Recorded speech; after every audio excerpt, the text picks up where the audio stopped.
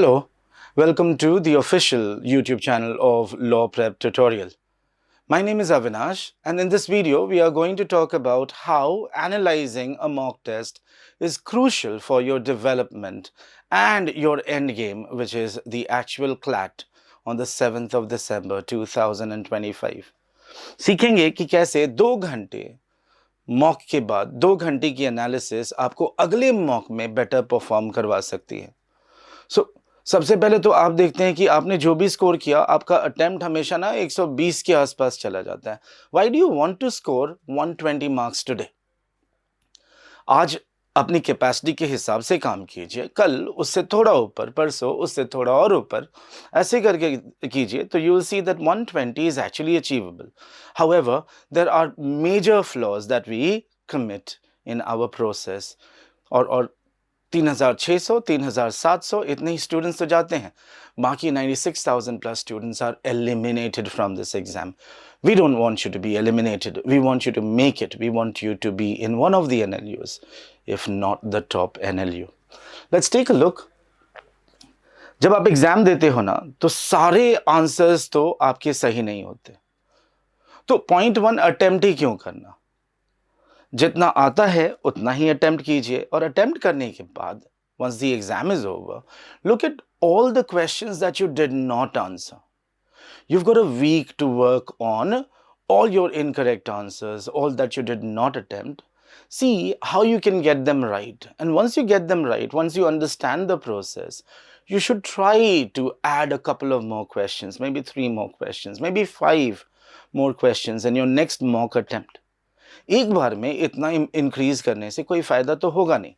Then आप question number 2, question number 5, question number 7, question 19, question 24, आपको लगता है ये गलत है, और आप क्या करते हो, अपने टीचर से पूछते हो इसका आंसर क्या है, उसका आंसर क्या है।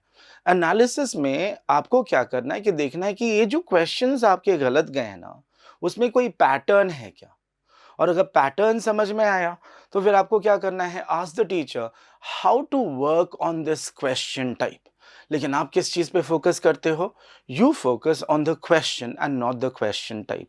इससे आपका टाइम ज़्यादा लगता है, आपका जो मोटिवेशन फैक्टर है वो डाउन होता है, आपका कॉन्फिडेंस लेवल डाउन होता है, which is not really fair.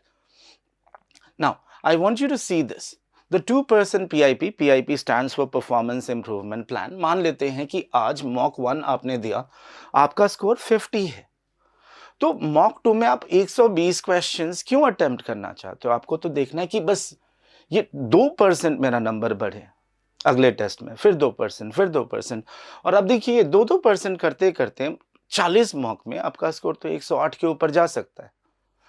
तो जब आप धीरे धीरे अपने स्कोर को बढ़ाएंगे तो आप देखेंगे कि it is easier to increase your score by 2 marks or 3 marks than increase your score by 70 marks at one go. और आप यहाँ पे देख सकते हो कि इवन लास्ट डे आपके आखिरी मॉक में भी ना जस्ट 2.12 का इंप्रूवमेंट चाहिए। 2 नंबर भी आते हैं तो आपका स्कोर 100 के ऊपर तो जा सकता है, बट ये मिस्टेक्स आप अवॉइड करेंगे तब ना। आप डाउट्स छोड़ दीजिए, आप प्रॉब्लम देखिए। If you resolve doubts, you resolve one doubt at a time. If you solve a problem, you solve many doubts at the same time.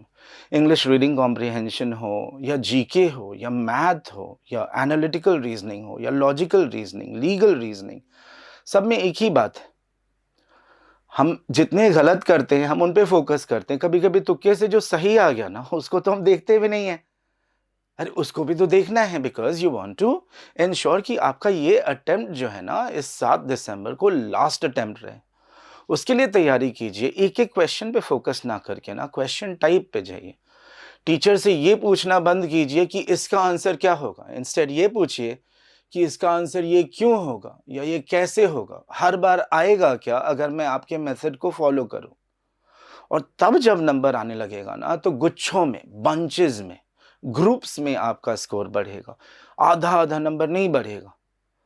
ठीक है, सी रिजल्ट आपके हाथ में नहीं है, रिजल्ट मेरे हाथ में। रिजल्ट तो जब एग्जाम देंगे उसके बाद पता चलेगा। हमें नहीं पता कि अगला जो एस्पिरेंट है वो कैसे प्रिपेयर कर रहा है। सो आपके हाथ में क्या क्या है? The first thing that's in your hand is your time management. आप टाइम मैनेज किया, आपके पास 120 क्वेश्चंस हैं, 120 OMRs हैं, पेपर को ठीक से फिल करना है, नाम एंटर करना है, एडमिट कार्ड पे जो रोल नंबर लिखा है वो एंटर करना है, आपको सब कुछ सही करेंगे तब जाके स्कोर आएगा। ये तो आपके हाथ में है ना, ये तो रिजल्ट से रिलेटेड ही नहीं है, ये तो आपने जो किया है, that is all that you need to put down on paper. OMR is very important, and then mark only what you know. Guesswork makes you a gambler, not a test taker.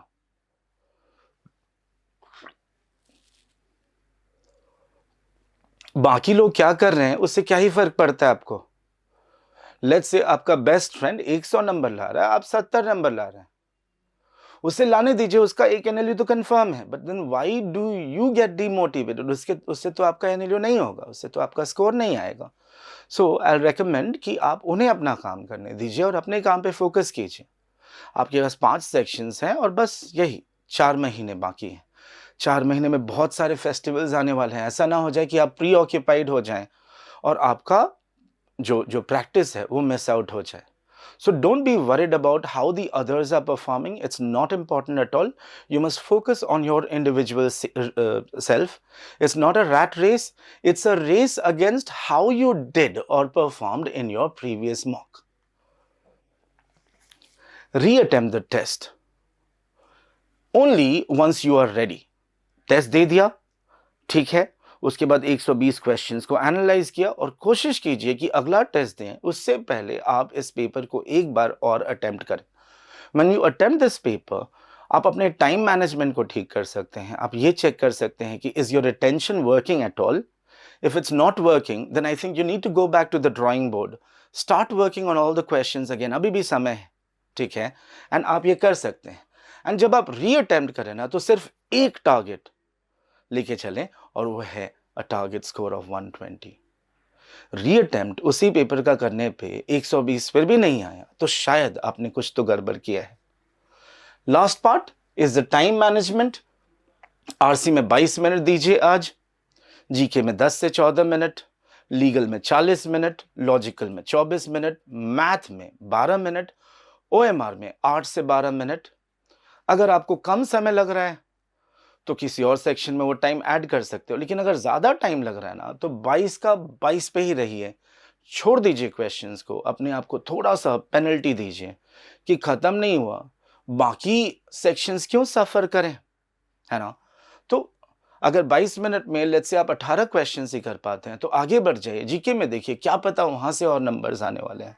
लेकिन अगर यहीं पे आपने 40 minute लगा दिया तो फिर बाकी सेक्शन से तो कभी भी आप मैक्सिमाइज नहीं कर पाएंगे अपने स्कोर को, ठीक है ना। और जिसने पांचों सेक्शंस अटेम्प्ट नहीं किए उसका स्कोर नहीं आ सकता।